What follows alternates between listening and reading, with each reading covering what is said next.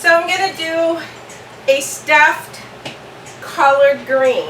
I took the same techniques as the Dolmas, and so I'm going to incorporate that in a collard green. I've done a stuffed collard green on my videos with some meat, but this time it's going to be a little bit on the vegan side. But before I get started, I wanted to show you the beautiful sweet potatoes and turnips. That looks so good. You can sprinkle some herbs on top of that if you'd like. I'm gonna try one. The flavors of that balsamic vinegar and the sweetness from the brown sugar and the salt and pepper. I use the white pepper instead of the dark pepper.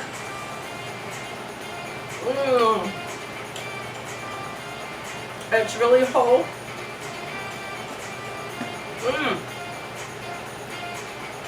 The extra virgin olive oil really helps, and then the salt.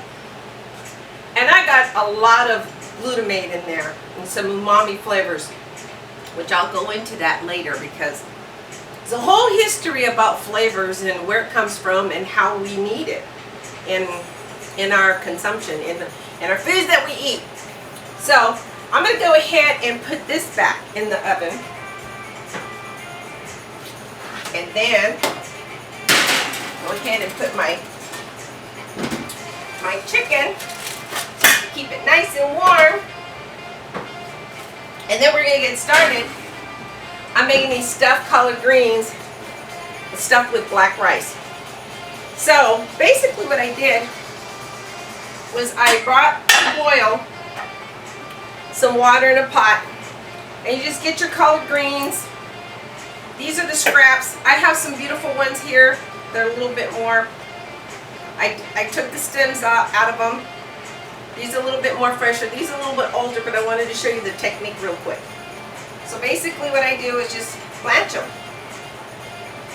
Put them in that water. I think this is the best way.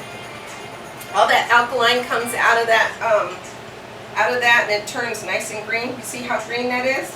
How it just kind of transferred into this green plant. So that's called the alkaline in there. Did I say alkaline? Alkaline. So I'm just going to go ahead and blanch that for a minute.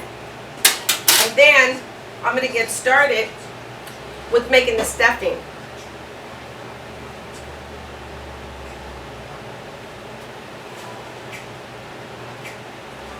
Okay, so I made some black rice, and I found this black rice. It is so yummy. I tried it. It's got a lot of nuttiness to it. I've never even heard of black rice, but I found it, and it's the northeastern part of China. It's produced out there. And in the days of Ming Dynasty, the emperors treasured black rice for its delicious earthy flavor because they believed consuming it would lead to a long, healthy life. Centuries later, scientific evidence indicates that they may have been onto something. Black rice has more antioxidants than blueberries. Plenty of iron, vitamins, minerals, and fiber.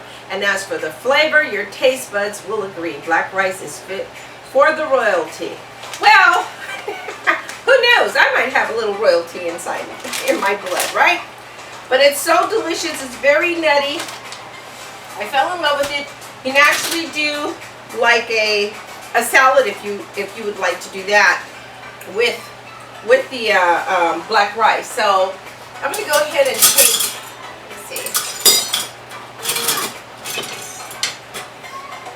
say about a couple cups, and reserve some of this because I can also freeze it. And this is going to go into the filling that I'm going to make. And so I'm going to go ahead and take these leaves out because I think they're blanched enough. You can also, you don't have to blanch. You could, instead of using collard greens, you could use the chard if you'd like. And so there's plenty of different chards out there you can choose from. So I'm going to go ahead, toss that out, because I don't need that anymore. I'm going to take my little saute pan I have here, turn that on. And basically what I'm doing is I'm draining the rest of my greens here. Okay? I think that's cooled down enough. And what I did was I blanched some of them. I put them in here, the ones that aren't going to work very well. See, I could just put that in there. I'll do little small pieces, and I'm just going to chop them up and add them to the filling. Which would be nice. Okay, we'll put that aside. I don't need that anymore. And let's put a bowl of black rice. I'm going to set it down here for right now. And then, okay, I'm going to go ahead and start. I'm going to saute these vegetables because basically I want the texture to be a little bit soft.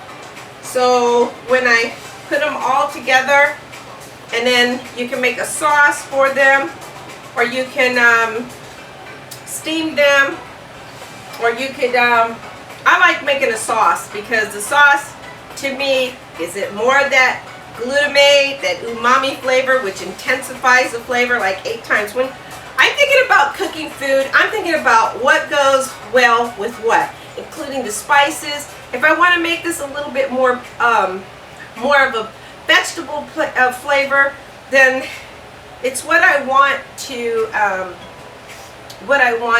make the star. And in this case, I want to make the black rice the star. So I'm going to use a lot of less of the other ingredients.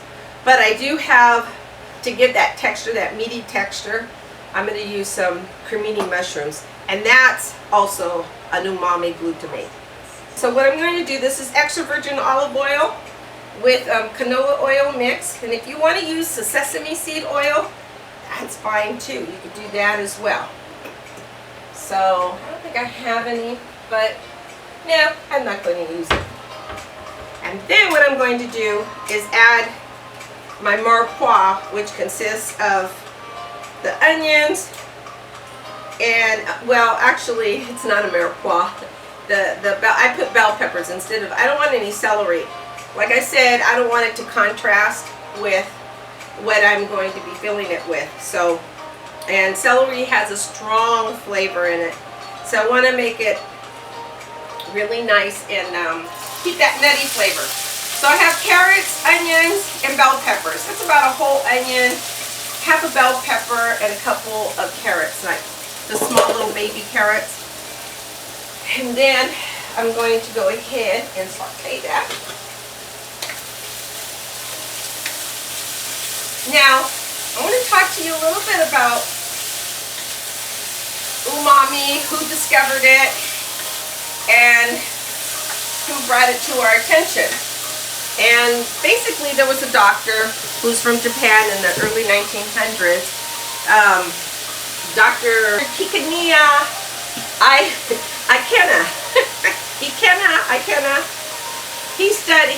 He noticed that there was another flavor besides the flavors that we had, which is salt, sweet, savory, and bitter.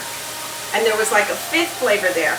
And because we use all of our senses, you know, like our eyes, nose, ears, mouth, touchy, when we're eating food, and you know, the food is more flavorful when you're sharing it with somebody and you're eating it with somebody, and it's just more flavorful.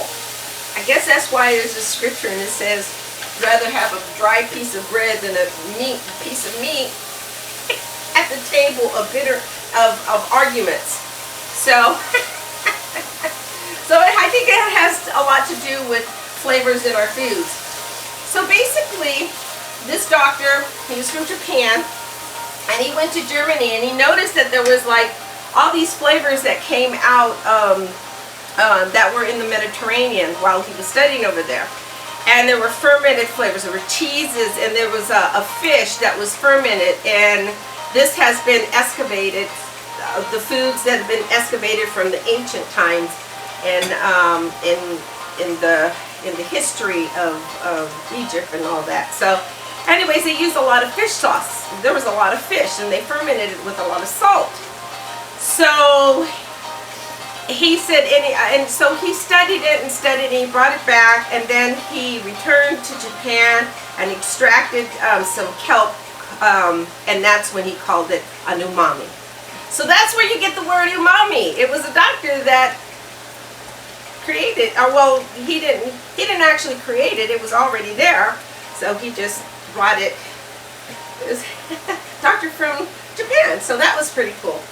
And anyways, I'm going to sprinkle some salt in there. And so I have a lot of umami and a lot of glutamate. And that comes from our amino acids, which we need in our diet. Actually, every living creature needs amino acids. So, where the glutamate comes out of the amino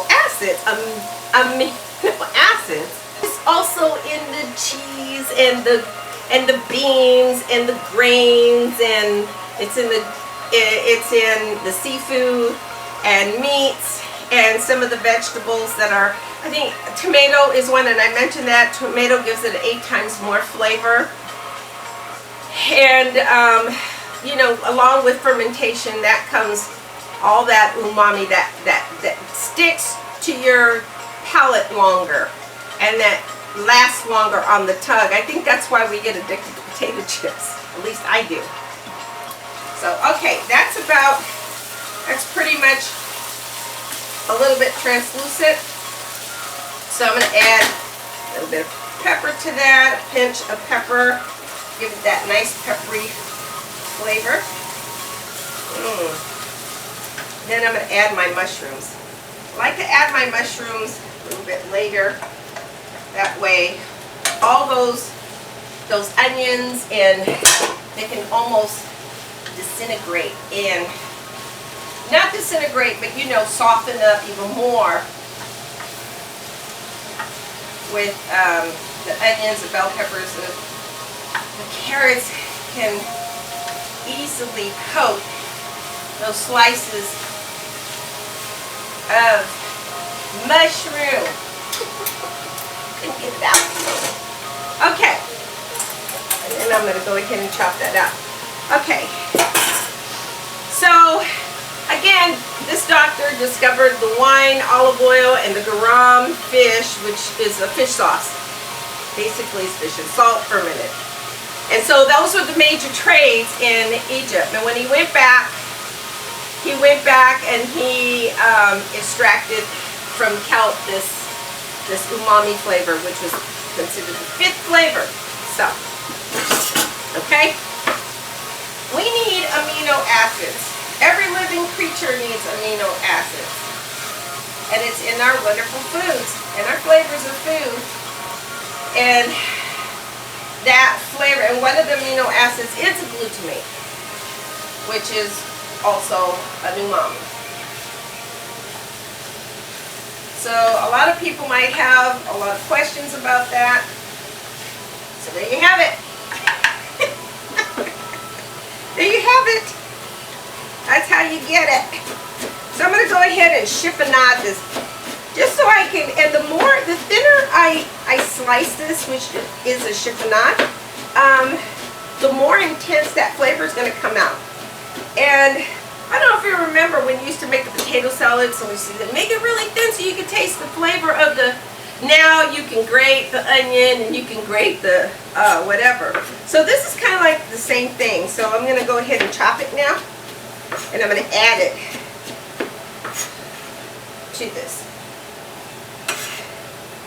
And every time I think about putting food together, I want to put a lot of flavor in my food, make it healthy, colorful, vibrant, contrast, and yummy and delicious. Okay, I'm going to try that. sure that has the good flavors in there. Oh yeah.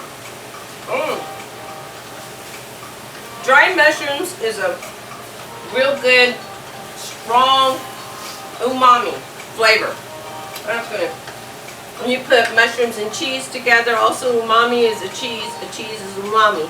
So when you're looking at these foods, depending on how much you want to enjoy them, how much you want to omit some of them, you're looking at flavor. So basically, when you combine foods together, you're causing an intense flavor to come together. So, okay.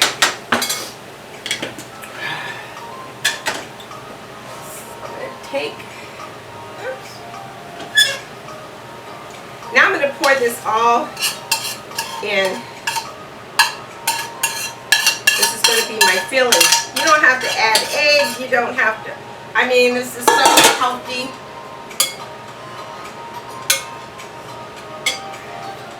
Okay. I don't even think I need to put herbs in it. Sure.